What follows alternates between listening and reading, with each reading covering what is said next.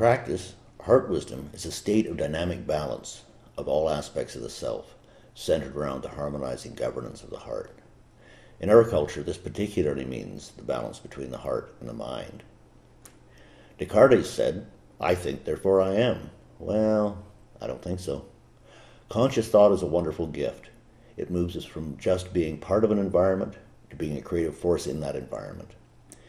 It can bring into being systems, concepts, and consciousness of a higher order than previously ever existed. However, Western culture has seized upon this mental power, no doubt because it supported practical power in the world, and identified with it fairly completely.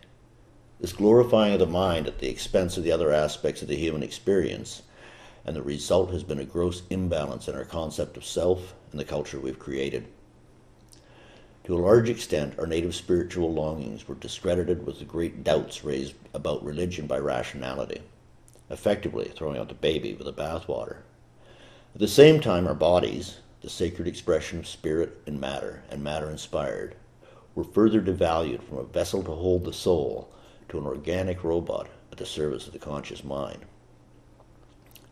And finally, the heart was trivialized and even seen as a source of human weakness. This may have served our evolution through the Industrial Revolution and through to the modern era, but it certainly won't serve our future. We need a grand reassessment of what it is to be human.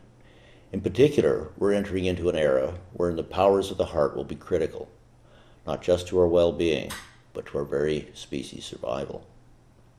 By the way, by heart, I'm certainly not just talking about the physical organ or the soft emotions usually associated with it, but a whole spectrum that embraces everything from its energy fields, complex neural ganglia, robust emotions, and the amazing interface it has with the unconscious mind.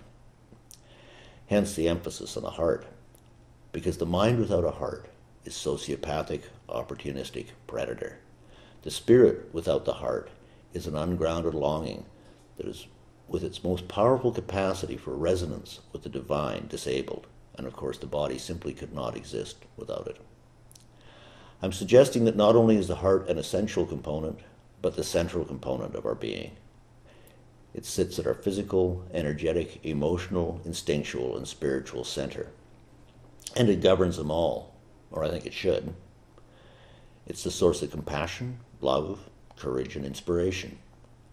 In a healthy human being, no significant action would be taken without an awareness of the heart's response to the proposal.